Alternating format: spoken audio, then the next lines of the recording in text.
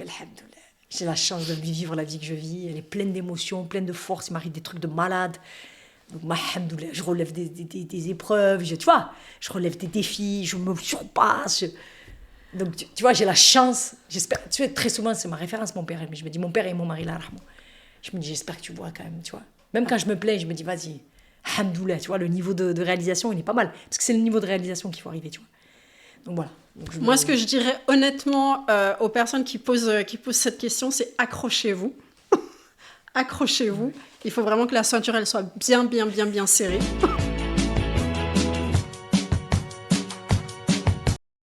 Eh ben, bonjour à tous et à toutes. On se retrouve aujourd'hui une nouvelle fois avec toi, Nadia, pour un nouveau podcast.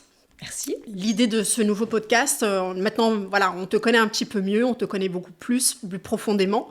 On connaît une Nadia en vrai, comme je le disais tout à l'heure. Maintenant, j'aimerais qu'on s'axe effectivement sur ton art, qui est l'art de vivre en haute exigence. Tu as toujours été un modèle de discipline, de rigueur et de détermination.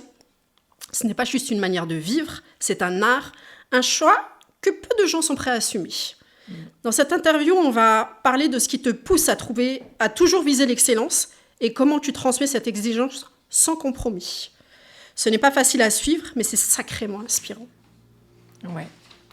De t'entendre dire l'art de vivre en haute exigence, Ça t'a mis la chair de poule. Ça m'a émue. Je me suis dit, c'est vrai. Hein. Bah oui. C'est mon mode de vie, quoi. C'est ton art. Ouais. Et bien, et très juste aussi la grande difficulté à le suivre, quoi. Ah oui. Ouais, très difficile. Même si les gens, au départ, ils ont envie, effectivement, d'accéder à cet art. Le problème, c'est que ça demande de l'effort et qu'on est dans une société du non-effort, où on nous vend le fait que plus c'est facile, plus c'est rapide, moins c'est contraignant, plus tu y arriveras. Alors que moi, je dis tout l'inverse, donc c'est très difficile. C'est très difficile d'expliquer aux gens que tout ça, c'est que du vent et que finalement, c'est à force d'effort qu'on y arrive. Clairement. Et c'est pas quelque chose qui est à la mode. Donc c'est compliqué de convaincre. Après, même s'il y a des gens qui sont convaincus, le passage à l'action est plus difficile. Et comme on est dans une société que je considère malade, je pense que mon art, c'est un salut, mais c'est à la fois très difficile d'y accéder. On est effectivement dans une société malade et une société qui te pousse plus vers la médiocrité que vers l'excellence. Alors, c'est mon point de vue. Oui, alors la conclusion, c'est qu'effectivement, on retrouve dans la médiocrité, mais c'est pareil, si on considère que l'effort, c'est l'excellence. Ça dépend où est-ce qu'on se positionne. Mais c'est vrai que moi, mon rapport à l'effort, il se fait toujours, tout ce que j'ai construit, je me suis toujours fiée aux premiers hommes. Moi, c'est un peu ma référence. Tout le temps, on me dit, parce que comme je n'ai pas eu de mentor, c'est ce que j'expliquais la dernière fois, moi, le premier homme, c'est mon modèle de fonctionnement. Et je considère que l'être humain, qui est un animal pour moi, s'est construit à la naissance, à l'originel, il s'est construit avec la nature et avec une croissance perpétuelle qui, au départ, était liée à la survie de parce qu'on fait partie des rares espèces qui sont aussi anciennes, parce qu'on a su se transformer, grâce notamment à notre cerveau. Et en fait, moi, je trouve que le premier homme est celui qui, finalement, est le modèle vers lequel on doit aller. Et quand tu réfléchis, l'homme a évolué extrêmement, de façon très importante, durant des milliers d'années, et ça s'est arrêté. C'est-à-dire que l'homme d'il y a 10 000 ans, c'est quasiment le même, là. L'outil, il n'y a pas eu de grand changement. Voilà. Parce qu'aujourd'hui, on survit, et que cette société dans laquelle on est, elle ne permet pas de mutation. Au contraire, mutation qui est indispensable sur la survie de l'être humain. Tu vois ce que je veux dire ? Et qu'en fait, on est dans une société où, au contraire, à vouloir de l'effort, tu vois, hein, on dit les temps difficiles font des hommes forts et les temps faciles font des hommes faibles. C'est vraiment ça. Et en fait, on est dans une société où on a tellement voulu avoir de l'effort, du confort, pardon, que le confort, on nous dit bouge pas. Tout ce qu'on nous demande, c'est bouge pas. La dernière fois, je faisais une story sur Primark. Oui. Oh. Et attends, d'avoir fait la story sur Primark, je suis allée dans le magasin. Primark, les rayons pyjama.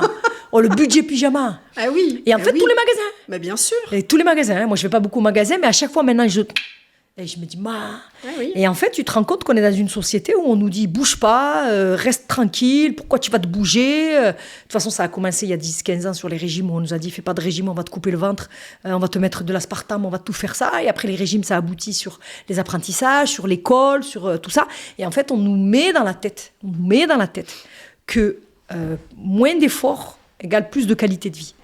Et moi, aujourd'hui, je suis vraiment à contre-courant, parce que je dis au contraire, écartez-vous de tous ces plaisirs. ces plaisirs qui ne sont pas de la joie, puisque les plaisirs, c'est instantané, alors que la joie, c'est dans le temps. Et donc, c'est l'effort. Voilà, écoute, je vais te dire, c'est très compliqué, quoi. Ah, c'est clair. Quand on te regarde, on voit effectivement que tu as un mode de vie qu'on sent, en tous les cas, très structuré, solide. C'est pas en ça, hein, c'est une vérité, hein, on est authentique, nous. Hein. Solide, exigeant, c'est une construction consciente ou quelque chose que la vie t'a imposé? Non, non. Moi, c'est totalement conscient. C'est-à-dire que j'ai fait des choix qui n'étaient pas les meilleurs. Moi, j'ai expliqué sur le premier podcast que j'ai accepté ce mariage et que j'ai accepté des choses que... Et les périodes de cette vie-là m'ont fait accepter des choses que plus jamais je n'accepterai. Et à un moment donné, je me suis posée, j'ai eu une vraie réflexion. Déjà, je te l'avais dit, enfant, j'avais des réflexions sur ce que j'allais devenir. Et cette période-là m'a obligée à prendre des décisions très fortes. Et c'est un choix. C'est-à-dire que je veux... 100% plus grand, je veux du résultat, je veux devenir un être accompli, il y a une intention forte, il y a une programmation forte, je suis, la productivité, quoi. Si on doit me caractériser, c'est gagner du temps, être puissante, la force, tout ça. Donc il y a un vrai choix, et ça ne peut s'obtenir qu'à force de discipline, parce que je pourrais te dire, je veux être puissante, forte, etc. S'il n'y a pas de direction, je peux devenir un homme horrible. Je peux être quelqu'un qui maltraite l'autre, qui est dans le pouvoir. Je peux avoir réussi, mais pas dans la direction que je veux. Oui. Donc, la discipline, c'est effectivement contenir les passions, les émotions, l'ego. Et très à la dur fois, dans cette société. Oui. Très dur. Non, même l'être humain, on est pris dans ça. Je pense que c'est le propre des religions. Le propre des religions, c'est de contenir les émotions, de contenir la liberté qui pourrait être la nôtre et de faire la différence avec les animaux. Donc vraiment, et moi, donc la discipline, ça m'oblige à être dans un cadre que j'ai besoin, parce que comme je suis un volcan, j'ai besoin de cadre. Et donc c'est vraiment quelque chose de voulu, de programmé, d'anticipé et de penser au quotidien, tous les jours. Tous les jours, je réfléchis à comment demain ma discipline, etc. Justement, sur le vivre en haute exigence, où ça commence et où ça s'arrête? C'est un mode de vie, c'est un art de vivre, donc ça ne s'arrête pas. Jamais. Alors, tout à l'heure, j'écoutais dans la voiture, écoute-moi. Tout à l'heure, j'écoutais dans la voiture une conférence, et dans la conférence, il y avait, tu sais, il y a plein de sites internet là sur YouTube où ils te disent, tu sais, il y a l'espèce de l'onde du génie, ce son-là. Tu sais, ils te mettent des sons avec le θ, etc., pour essayer de mobiliser des éléments du cerveau. Et en fait, tu as des vidéos aussi où le mec qui parle, là, il a une voix extraordinaire, tu vois, c'est une espèce de conditionnement intellectuel et tout. Et il parlait de la question du plaisir, etc., pourquoi, et sur la question de la mémorisation. Et en fait, on explique que dans la mémorisation, dans le phénomène de mémorisation, il doit y avoir des moments de pause. Moment de pause, et lui, il prend comme exemple, regarde ce qu'il prend comme exemple. Il dit donc, quand vous faites des mémorisations, le principe de la mémorisation, c'est pas une digression que je fais, c'est que le principe de la mémorisation, c'est je capte l'information, je la contiens. Il dit d'ailleurs que le cerveau, il a une capacité illimitée de rétention d'informations, alors que j'avais lu d'autres choses, et que ce qui n'est pas illimité, c'est de ressortir l'information. D'accord? Tu la digères et tu la ressors. Et c'est quand tu ressors l'information que tu peux dire que tu l'as digérée. Tout à fait. Et il dit dans ces moments-là, il explique que le plaisir, regarder la télé, etc., etc. Et là, je dis, c'est pas haute exigence, ça. Non. Parce que nous, nos moments de plaisir, et voilà, c'est ça. Nos moments de plaisir, c'est pas des moments de plaisir pour tuer le temps. C'est des moments de régénération pour redevenir productif. Donc là, j'ai dit, c'est dommage, la vidéo, ils sont pas allés au bout. Ils avaient raison. Oui. Enfin, c'était pas la vidéo, c'était un couple. C'était un couple. Tu sais, c'est le site internet là, que j'écoute avec les livres qui sont résumés. Comment apprendre, ça s'appelle le livre How to Learn. D'accord. Et dans ce livre, il expliquait qu'effectivement, pour l'apprentissage, on travaille la mémoire et qu'on a des moments de pause. Et dans les moments de pause, il citait des moments de pause, ça ne me convenait pas. Parce qu'il disait, vous pouvez aller regarder un film. Non, monsieur, c'est pas ça. Et donc, l'art de vivre avec exigence, c'est tout le temps. C'est même dans les plaisirs. Le choix des plaisirs sont des choix qui ont pour objet de nous régénérer. Ça me fait rire ce que tu me dis parce que des fois, l'humain est fait comme il est. Et des fois, voilà, je me pose dans le canapé et je mets la télé. Et en fait, je me dis, mais t'es en train de perdre ton temps. Moi, je fais pas ça. Mais tout de suite. Ça y est, j'ai généré chez toi ça. Mais tout de suite, dans l'instant, allez, dans les 5 secondes, j'éteins et je me lève et je fais quelque chose de de plus productif et de plus... Alors, pas productif, mais qui sert à quelque chose. Mais qui sert à quelque chose. Alors, moi, j'ai un problème, c'est pour ça que l'art de vivre intelligent, c'est dur, c'est que les gens me disent, alors, t'es tout le temps, faut tout le temps que ça gagne quelque chose. Oui, mais ça peut avoir du plaisir. C'est-à-dire que tu regardes, tu peux allumer la télé. Oui. Mais qu'est-ce que tu vas mettre sur la télé? C'est ça. C'est ça la question. Exactement. Et donc, en fait, si tu mets, moi je fais comme toi. Je me dis, attends, j'ai le cerveau qui sature, ça y est, on est dans les apprentissages et tout. Il y a un moment où il va falloir lâcher parce que t'es pas capable de pouvoir ressortir quelque chose. J'allume pas la télé parce que la télé, c'est une poubelle, donc c'est pas possible. Mais par contre, je vais mettre un reportage sur Netflix. Ou, même quand je regarde ma série coréenne, c'est pas une série coréenne qui va servir à rien. C'est une série coréenne où, par exemple, je rigole pas. Et je me dis, attends, elle sert à rien cette série. Tac, je change. C'est que sur l'humain, ça va m'apporter, sur le plan du love, sur le plan du truc. Et je me dis, c'est bon, ça va être un moyen pour moi, parce que moi, mon cerveau, il est tellement câblé. De toute façon, je peux pas, en fait. J'y arrive pas, c'est chiant. Je le sais que pour les gens avec qui je vis, c'est problématique. Je reviens du Kenya, ils ont souffert. Parce que je peux pas avoir des moments comme ça, nuls. C'est des moments nuls, il y a rien, c'est le vide ancestral. C'est pas possible, ça. On n'a pas le droit, parce que la vie, elle est trop courte. Et les secondes s'écoulent et qu'on peut, avec le plaisir et la joie, récupérer. Pourquoi on fait rien? Mais c'est surprenant ce que tu me dis, parce que t'as réussi, en tous les cas pour ma part, et je pense que pour beaucoup d'autres, à me matrixer. Voilà, très bien. C'était ça l'objectif. Objectif réussi, je te rassure. Mais comment ça se fait que chez toi, c'est pas possible? Pourquoi eux ne sont pas matrixés de la même manière? Le problème, attends, on va soulever d'autres problèmes. Alors là, c'est autre chose. Je suis la maman, moi, déjà. D'accord. Alors déjà, quand t'es la maman... Le rapport n'est plus le même. Il faut, pour exister, il faut tuer la mère. Ouais. Attention. En plus, quelle mère? Toute la journée à faire des leçons, nutritionniste, sportive, tout. Apprentissage, carrière. J'arrive pas à sortir de ce rôle-là. Donc... je comprends. Tu sais, moi, je dis toujours à mes enfants, le monde entier veut que je le coach et mes gosses, ils veulent tout, sauf que je les coach, quoi. Laisse-moi tranquille. Et oui. Faut que dire tu perces. Ils se regardent un truc comme ça, ils rigolent. Dès que je dis un truc.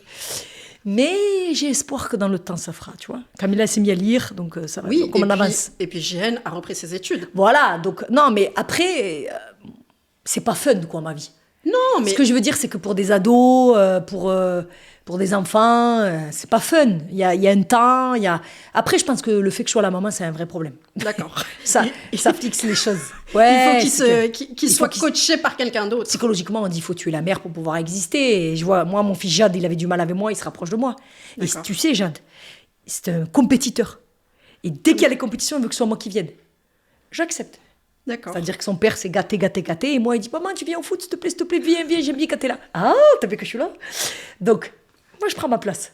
Donc, je pense que, je pense que, c'est compliqué. C'est compliqué. On n'est pas parfait. Mais jamais, heureusement, sinon tu serais un alien. Ouais. Si t'étais parfaite. Si je pouvais communiquer à mes enfants.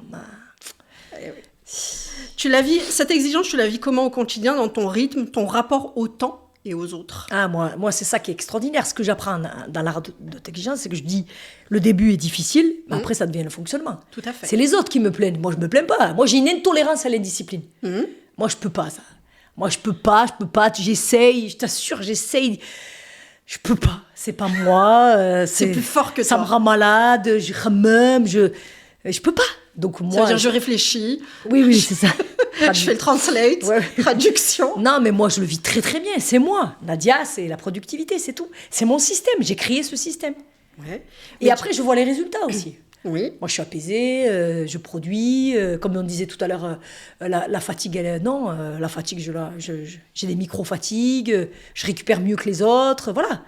Il y a du résultat quand même, quoi qu'on dise. Clairement. Donc moi, ça me satisfait quand même, tu vois. Et après, je suis convaincue d'une chose, et ça, c'est intégré dans mon cerveau, c'est ce que je te dis, c'est que l'être humain a la vocation à être en croissance continue. Donc la croissance continue, pour moi, c'est l'équilibre. Donc, tu vois, ta question est comment tu le vis, mais je le vis pas, c'est ma vie. Donc la croissance continue est mon apaisement. Maintenant, c'est devenu ta vie. Ça a toujours été moi. Mais tu as commencé, enfin, on l'a vu effectivement dans l'autre podcast, avec une vie un petit peu compliquée. Est-ce que tu comprends que, et moi la première, ça a été très difficile pour moi pas d'adhérer, mais de mettre en place. Mais voilà, la mise en place et que ça devienne un quotidien, parce qu'après, Et je rejoins un petit peu quand tu dis il faut tuer la mère pour être l'enfant, mais même dans l'environnement dans lequel on gravite. Surtout dans l'environnement. C'est compliqué parce que le changement que nous, on vit structurellement, intellectuellement, à tout point de vue, les autres le voient d'une manière assez particulière parce qu'ils ne reconnaissent plus finalement la personne qu'ils avaient il y a un an. Je suis contente, en plus, si tu dis que tu l'as intégré déjà en un an et demi, c'est magnifique. Donc, tu vois, c'est rapide. Alors, c'est rapide, mais ça demande effectivement du travail. Sacrifice, tout demande du sacrifice, tout. Moi, je On considère qu'il n'y a rien qui s'obtient sans effort et sacrifice. On va pas mentir aux gens. Mais si, non. Alors, tu vois, je vais aller encore plus. C'est que si dans la genèse, c'est des sacrifices, c'est des résultats positifs dans le temps. Très clairement. Donc, c'est pas des sacrifices. Sur l'instant T, tu peux le prendre comme un sacrifice. C'est la notion de plaisir et de joie, c'est-à-dire que oui. Et après, tu te rends compte en fait que c'était une nécessité. Parce que la personne que tu étais, en tous les cas pour ma part, et je pense que je le partage avec beaucoup d'autres, les personnes qu'on était avant et celles qu'on est aujourd'hui, clairement, aujourd'hui, je ne serais pas là en face de toi en train de faire un podcast. Voilà. Clairement. Alors toi, tu m'as dit comment tu le vis, toi. Toi, comment tu le vis? Moi c'est ma vie. Alors, moi, je le vis très bien et j'ai réussi à intégrer effectivement la personne qui partage ma vie et qui lui, l'intègre à sa manière. Exactement. Parce que je vais pas inculquer. Comme moi et mon mari, voilà. Mais du coup, tu vois, moi, j'ai des copines qui me connaissent et qui te connaissent au travers des réseaux sociaux et qui me disent, et qui savent que je te connais, et qui me disent, mais donne-nous son secret, donne-nous. Ah, ils m'ont dit, moi. Mais les collaborateurs, ils me disent que les autres, ils leur disent, elle consomme la... Bah oui, quel elle prend? Prends de l'effort, de tout ce que j'ai mis en place, de toutes les techniques, de tout ça, quoi. Après, je vais te dire une chose, c'est un vrai apaisement pour moi. Moi qui t'ai dit que j'étais pleine de violence, pleine de difficultés, voilà, c'est que moi, aujourd'hui, c'est vraiment la solution qui m'a permis de pouvoir être tout le temps en croissance, de pouvoir réaliser aussi ma mission et mes valeurs, puisque cette croissance, ça a du résultat et ça a des résultats matériels, concrètement, puisque la réussite financière, etc. Donc, ça me permet aussi de mettre en place ce que je souhaite, un de mes objectifs. Et donc aujourd'hui, c'est presque inévitable, quoi. Il n'y a pas d'alternative. Moi, je te dis, quand tu goûtes à l'art de vivre en intelligence, il n'y a pas d'alternative. Non, il n'y a pas d'alternative. Et pour toi, c'est plutôt un choix de liberté ou c'était plutôt une forme de nécessité? Moi, au départ, c'était une nécessité, puisque tout concilier, puisque voilà, j'ai un mari fantastique, à l'époque, je ne l'avais pas. Donc, il fallait concilier les heures de travail, les nuits blanches. Moi, j'étais capable de faire 3-4 nuits blanches par semaine.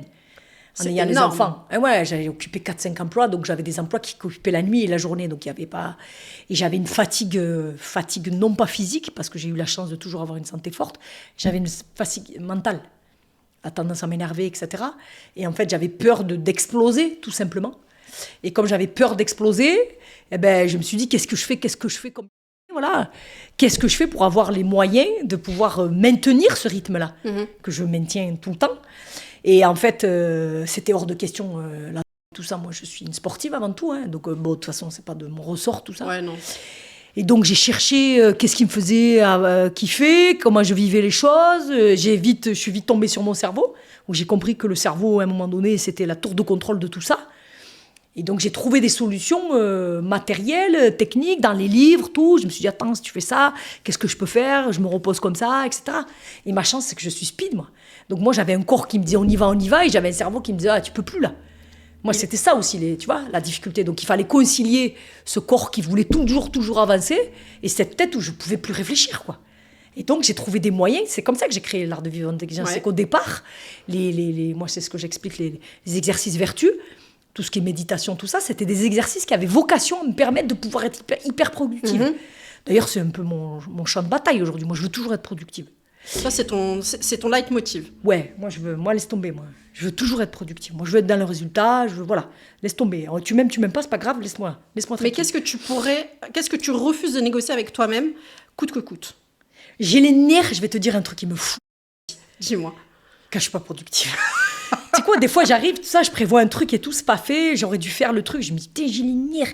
Et quand j'ai des moments de fatigue, parce que je vieillis, et que j'ai des moments de fatigue, clairement. Et que dans cette période de vie-là, je me rends compte que je suis en train de réguler mon sommeil, puisque suite de septembre, ce que j'ai vécu avec Pellico de septembre à décembre, j'ai pas dormi. Donc j'ai vécu une période encore que j'avais vécue. Il y a longtemps que j'avais pas vécu cette période où j'ai dormi. Oui, ça t'a ramené. Ouais, il y avait une situation d'insécurité ouais. qui fait que je dormais 2 heures par nuit et qu'au cumul, je vois des photos de moi là, que j'ai là. Je me dis, mon Dieu, comment j'ai pu arriver là? Et je dormais plus. Et toutes les nuits, 2h30, 3h, j'étais réveillée. En dormant à minuit, ça pose un vrai problème. Très gros problème. Donc là, je suis en train de réguler mon sommeil, etc. Donc vraiment, ça m'énerve. Par exemple, parce que moi, je me lève toujours tôt les matins. Ça m'énerve quand des fois, je dors un peu. 6h30, 5h30. À ce point-là? Ah non, mais j'ai les nerfs. Je dis à mon bête, putain, on devait se lever.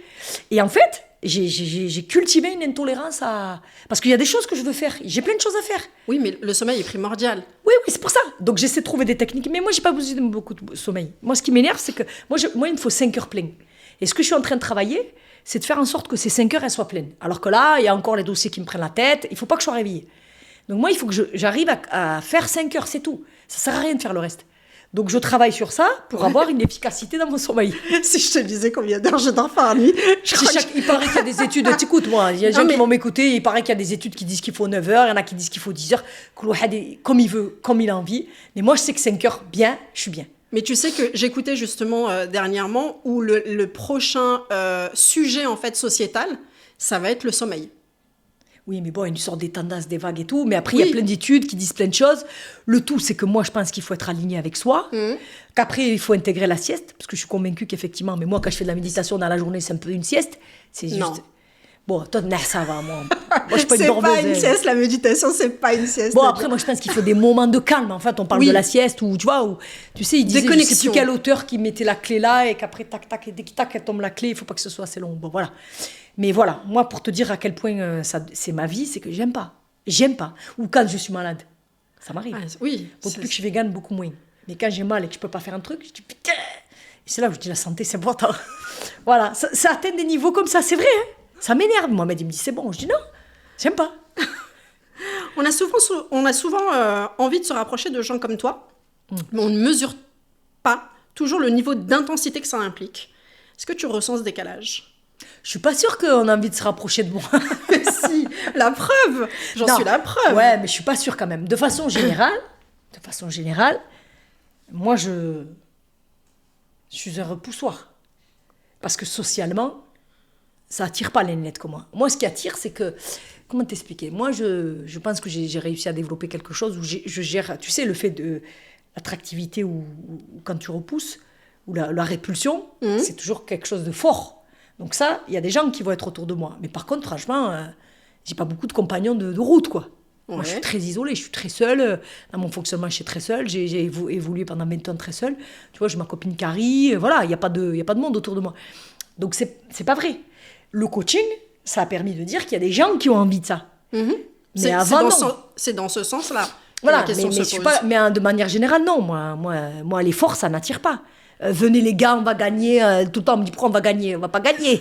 C'est pas grave, on n'a pas envie de gagner. Tu vois, moi, je suis toujours en train de convaincre. Alors, ouais, viens, on fait ça. Non, mais les gens te poussent tout le temps. Ah non, tranquille. En plus, on est dans une société depuis 68. On est dans une société cool, pas besoin, le sens de la vie, on se regarde le nombril. Ça revient un peu ça, parce que ça rend les gens malheureux. Clairement. Donc moi, je suis à contre-courant. Après, quand on vient, effectivement, le problème, c'est qu'il y a une telle discipline derrière que c'est compliqué. Parce que quand toute ta vie, tu as vécu avec des habitudes qui sont des habitudes qui sont plus faciles, qui sont intégrées, qui sont tes systèmes. Il faut tout déconstruire. Voilà, alors j'ai pensé à ça, tu vois, je me suis dit, ce qui est difficile, c'est que, tu sais, c'est simple, un enfant, tu lui dis, viens, on joue au Lego, et quand tu fais les Lego, après, il casse tout, tu dis, viens, on refait, ben, les enfants arrivent à faire ça facilement. Oui. Tu vois, moi, je vois avec ma petite fille, on fait le puzzle, elle me dit, viens, on refait, elle casse tout, on refait. Ben, en fait, si l'adulte, on arrivait un peu plus à faire ça, ou ça posait pas de problème, parce que ça pose plein de choses sur le plan psychologique. C'est que déjà, on s'attache pas à l'objet.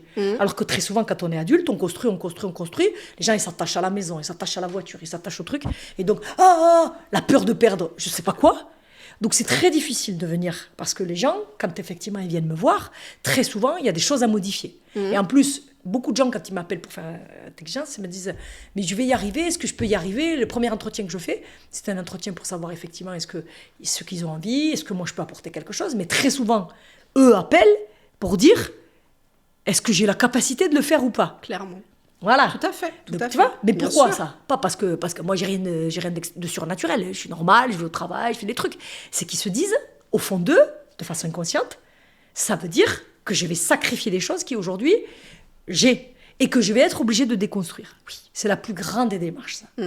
Et en plus, ce qui est problématique, je pense que je fais partie de ces coachs qui, rarement, montrent ce que je fais. C'est pour ça. Souvent, quand on me dit un coach, je dis... Mais qu'est-ce qu'il fait, ce coach? Tu sais que je ne vois pas ce qu'ils font, les coachs. Moi, grâce aux stories, tu vois ce que je fais, tac, tac, tac. Donc, elle dit, ça, on va faire. Oui, on va faire ça. Donc, c'est encore plus angoissant. Oui. Tu vois? C'est pas comme si, c'est quoi ton programme? Je ne te connais pas, on m'a conseillé, tu fais quoi? Moi, tu vois. C'est clair. Donc, tu vois? Et là encore, ça veut dire que les gens, ils disent, bon, est-ce que moi, je suis en capacité de le faire, de le placer? Et c'est pour ça que je fais un livre sur la gestion du temps. Parce que dans ce livre, c'est mon cheval de Troie. Les gens, quand tu leur présentes l'art de vivre dans notre exigence, c'est trop compliqué, les angoisses sont là, les peurs, mais j'ai pas le temps, je peux pas. Et quand tu rentres par le biais du temps, tout devient possible. Exactement.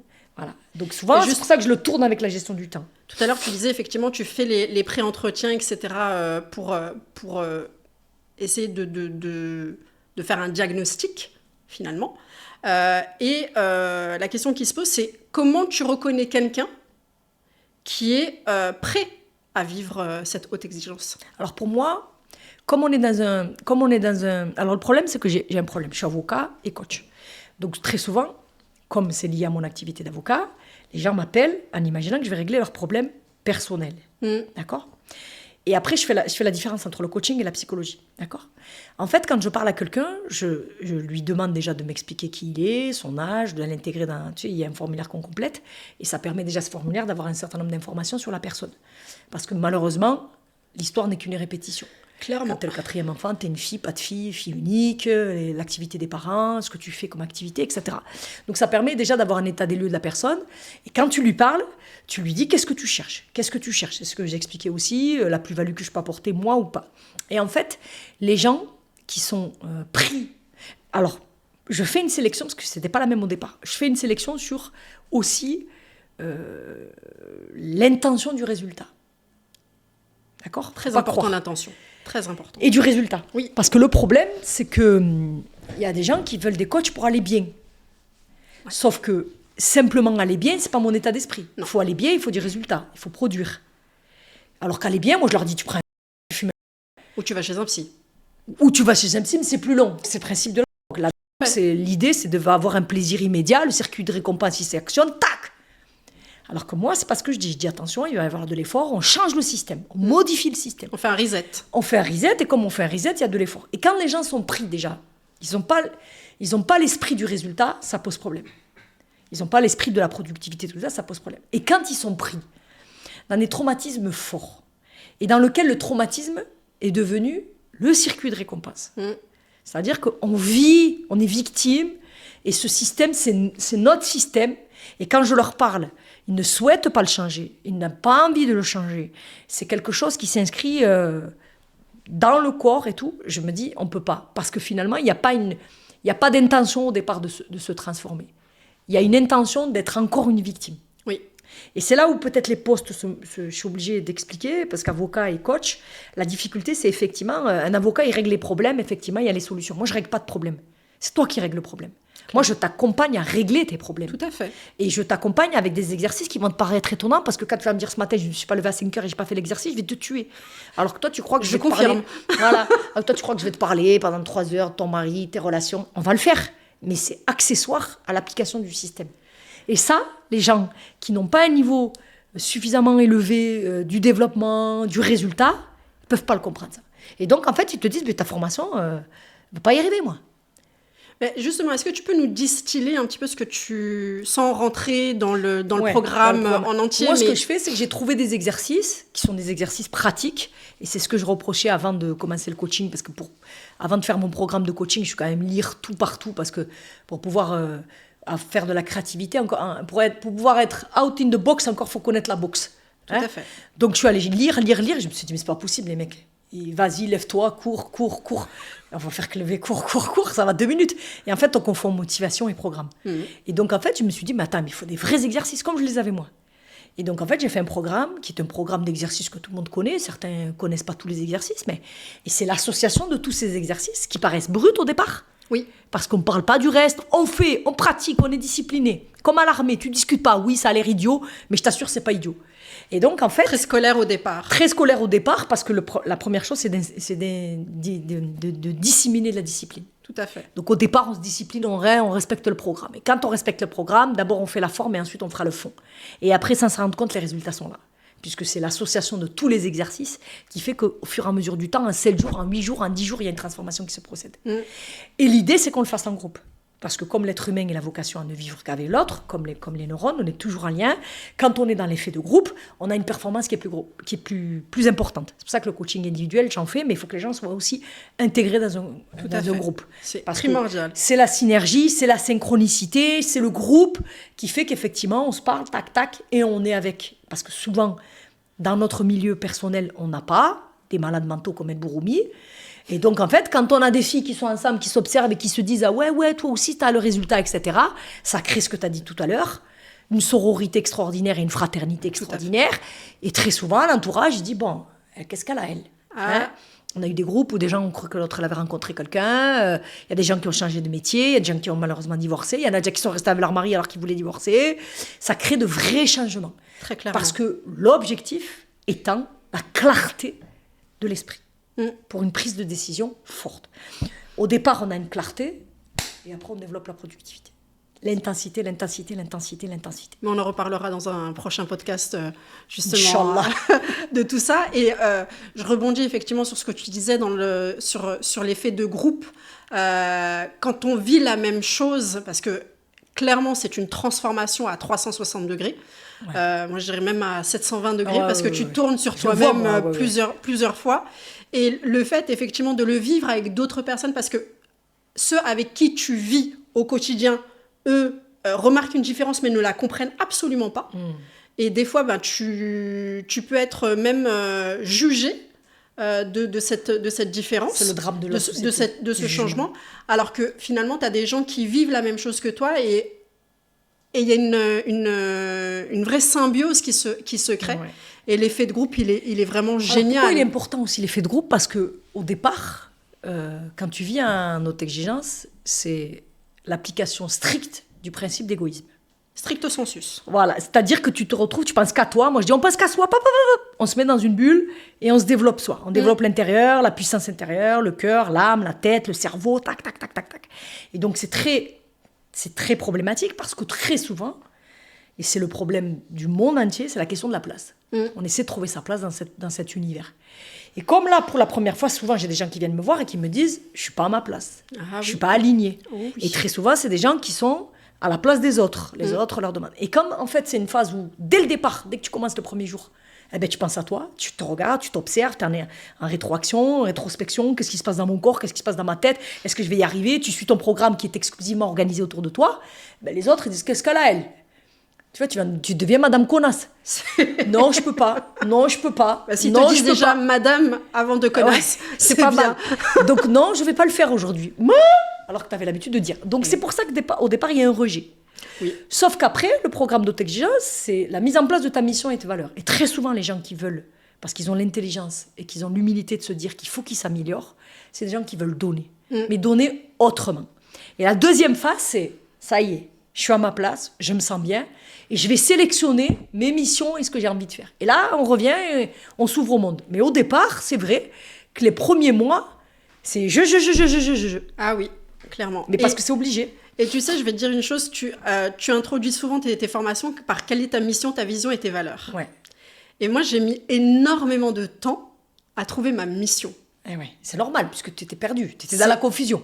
Mais ça m'a vraiment pris... Ah oui, 1 an et tout là. Oui, même la dernière fois là. Ça m'a pris... la dernière fois, j'ai compris en fait quelle était ma mission. Ah oui, mais ça m'a pris du temps. Au mois de décembre là, quand ouais, okay. Exactement. Parce que un an. Ouais, 1 an. Mais c'est vraiment... En fait, je pense que les gens doivent prendre la mesure effectivement de la haute exigence. C'est pas de l'instantané. Non, c'est pas quelque chose dans l'immédiateté. C'est vraiment quelque chose qui se travaille sur du long terme. Non, mais de toute façon, si j'avais une pilule ou quoi, c'est pas on comme est ça bien d'accord. Mais on est aussi d'accord sur le fait que les gens veulent de l'immédiateté et veulent du résultat tout de suite. Le résultat, on l'a avec la persévérance. Non, le problème qu'il y a, c'est que le coaching, les gens te disent, moi, ça m'a rien fait. Oui. Ou nous, on est des accompagnants. Mhm. Des accompagnants. Dans l'accompagnement, ça veut dire que toi, tu fais. Et il y en a beaucoup qui pensent, c'est ça où tu m'as dit tu fais la sélection. Ils pensent que tu vas faire à leur place. Oui. Puisque comme la formation, il y a l'art de vivre en intelligence, mais il y a aussi l'idée du business. Et donc les gens, ils se disent, ils sont en formation, et même à l'école, on te demande de produire des exercices, il y a des devoirs, etc. Tout le temps. Et en fait, le problème, c'est qu'aujourd'hui, on est une société d'assistés. Mhm. D'ailleurs, tout est mis en place pour pas d'effort, on te met des applications, ne bouge pas, l'aspirateur, il roule tout seul, la cuisinière, elle fait le manger tout seul, tout est tout seul. Et en fait, les gens, ils veulent trouver ça dans le coaching. Ouais. Ils voudraient que tu leur dises, attends, tiens, je te donne... Mais c'est pas ça. Au contraire, si tu viens, c'est que tu as bien compris qu'à un moment donné, il y a un malaise et qu'il faut que tu t'investisses. Et c'est ça la limite. Le problème, la vraie limite, c'est ça. C'est-à-dire qu'il y a une vraie intention de te transformer, mais tu ne fais pas beaucoup.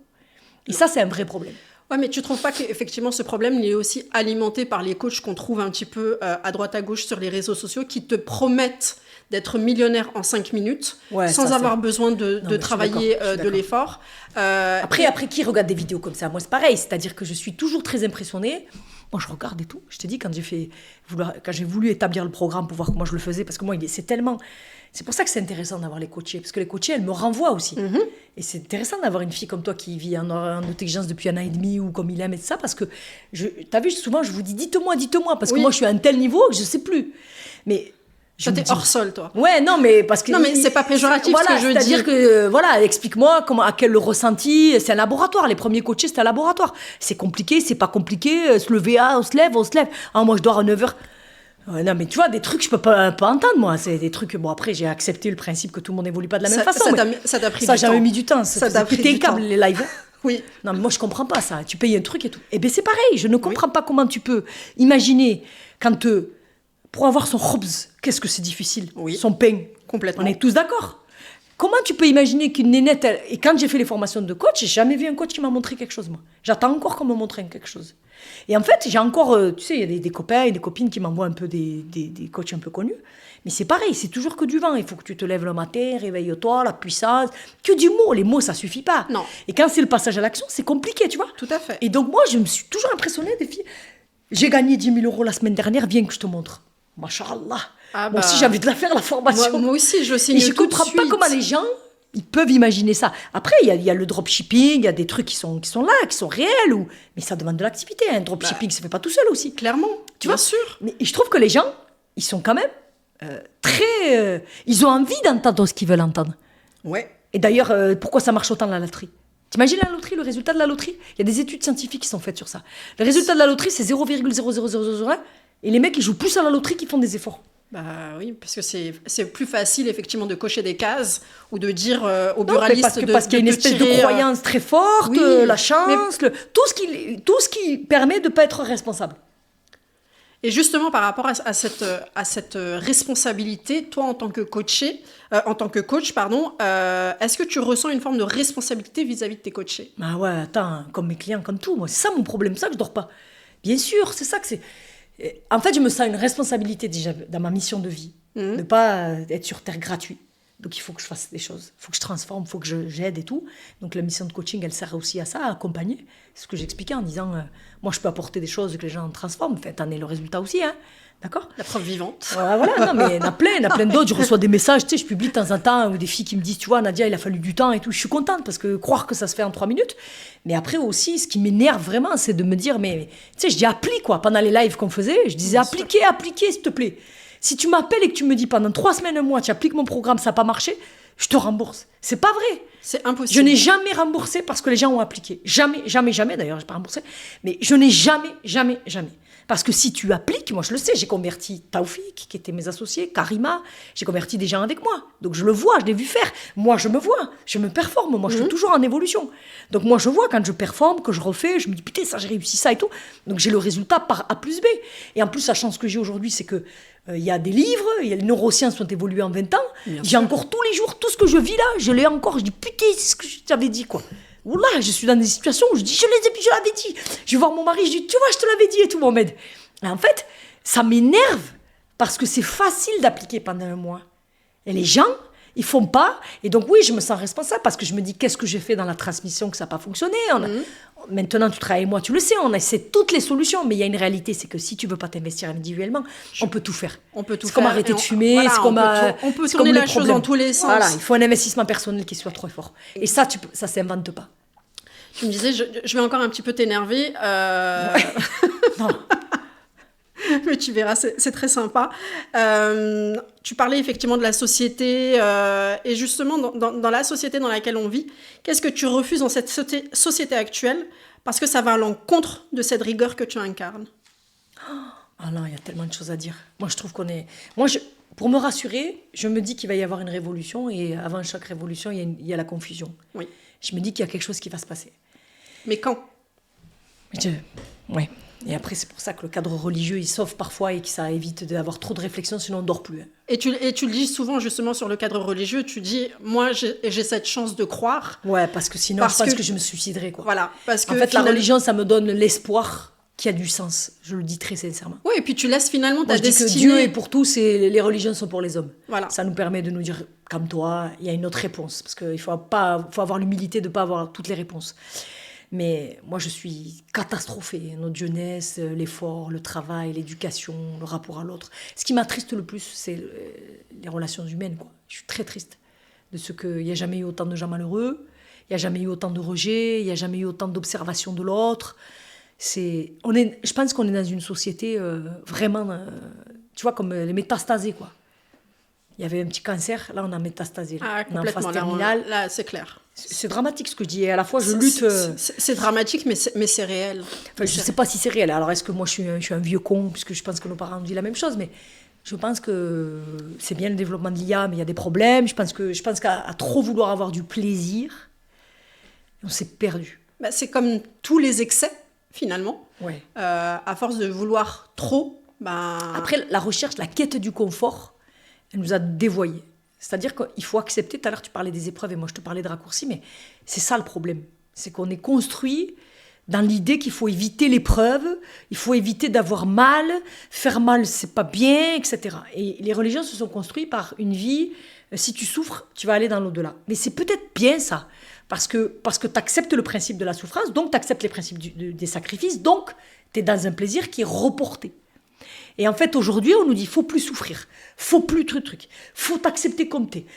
Moi, je suis d'accord quand il y a des TikTok, ça permet. Moi, je suis impressionnée. Oh là, des fois, je regarde TikTok. Tu vois, même quand je le regarde, je me dis, bien, allez, pour voir les gens. Mais c'est faux qu'on soit dans une société où c'est bien l'acceptation de soi. Mais quand l'acceptation de soi, t'es en mauvaise santé, les gens qui font 150 kilos, qui font pas de sport, qui consomment et tout, et TikTok, ça les valorise et tout, je dis, c'est pas possible. On peut pas tout dire. On peut pas tout dire pour que l'être humain il soit accepté comme il est, l'identité, l'individu. Et d'ailleurs, le groupe, il est complètement ignoré. Maintenant, on te dit le groupe, Non, finito. L'individu, c'est la fin, ça, parce que sais, oui. l'être humain, il a survécu parce qu'il était en groupe. C'est le groupe qui te sécurise. Bien sûr. Donc, on a atteint un niveau, moi, la régression. Moi, je suis choquée. Tu sais, je rentre du Kenya. Ouais. Et je suis choquée. C'est pour ça que j'ai dit, on va payer cette génération-là. On a une dette morale. On va le payer très cher. On va le faire payer. Très, très je suis allée au Kenya, des enfants c'est la misère. Ah bah. Tu fais 5 heures de vol et tu as le robinet allumé toute la journée. Je dis à mon fils, coupe le robinet. Ça c'est quand même la démonstration de ce qu'on n'a pas réussi là. Ah bah c'est clair. Collectivement, c'est un échec. Complètement. Donc ça se matérialise à travers l'eau, l'accès, l'éducation. Mais c'est la vérité de tout. Parce que moi, je dis ça, mais on est en train de faire un podcast où on parle de développement personnel. Mais il y a des gens, ils ne se sont pas à manger. Ils ont d'autres priorités. Une précarité intellectuelle forte. Oui. Alors qu'on est dans une société dite évoluée. Et on est encore dans des discussions où, parce que tu es noir, parce que tu es arabe, parce que tu es vert, parce que tu es gros, parce que tu es homo, on ne va pas t'accepter. Donc c'est un échec. C'est un échec cuisant. Donc voilà. Donc dans ce chaos, j'essaye, moi, je le dis avec beaucoup d'humilité, d'avancer en essayant d'être le moins pire possible. Et justement, pour conclure, si quelqu'un te disait « je veux vivre comme toi », qu'est-ce que tu lui répondrais honnêtement ? Alors vraiment. Moi, j'ai la réponse. Alors moi, je vais te dire, wallah, c'est vrai.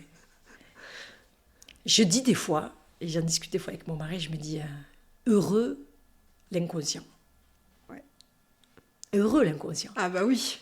Parce que moi, je suis trop consciente. C'est chiant. Bah clairement. Parce que ça demande de l'effort, parce qu'il y a du mal-être. L'indiscipline me rend malade. Et comme le monde est... L'indiscipline et la médiocrité. Ouais, ça va avec. Même avec. Le fait que tu fais pas tes trucs, tu vois, t'es pas bien. Et je me dis, mon Dieu, quand t'es inconscient, raha. Bah oui. Tu vois, si t'enlèves le caractère mission de vie, il n'y a pas d'obligation morale. Plus du tout. La belle vie. Voilà. Je sais pas. Et après, je dis, dès qu'il y a mon sursaut, t'as vu, je tombe 2 minutes. 2 minutes de dépression. Et hop. Dès que je sursaut, je dis, Rabbi alhamdoulilah. J'ai la chance de vivre la vie que je vis. Elle est pleine d'émotions, pleine de force. Il m'arrive des trucs de malade. Donc, alhamdoulilah, je relève des épreuves. Tu vois, je relève des défis. Je me surpasse. Donc, tu vois, j'ai la chance. J'espère. Tu sais, très souvent, c'est ma référence, mon père. Mais je me dis, mon père et mon mari, là, je me dis, j'espère que tu vois quand même, tu vois.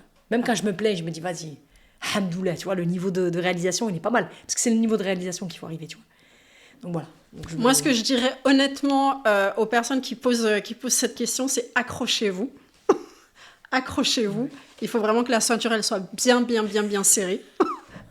Parce que sur le décollage, c'est juste un décollage... ça n'existe plus, le Concorde. Ouais. Mais c'est un décollage à la Concorde. Parce qu'une fois que c'est parti, par contre, il n'y a plus de limite, en fait. C'est ça. Et je le pense sincèrement. Non, mais moi, je te le dis sincèrement avec mes tripes et ce que je vis, moi, tous les jours. Après, bien évidemment, il y a des downs. Ça va avec le down. Moi, c'est ça où je ne conteste pas, moi. Mais... Moi, je trouve que le down, il donne du sens au haut. Mais après, voilà, t'es une fusarienne, il n'y a plus rien qui t'arrête, quoi. Il n'y a vraiment plus rien qui t'arrête. Merci pour ce moment, Nadia.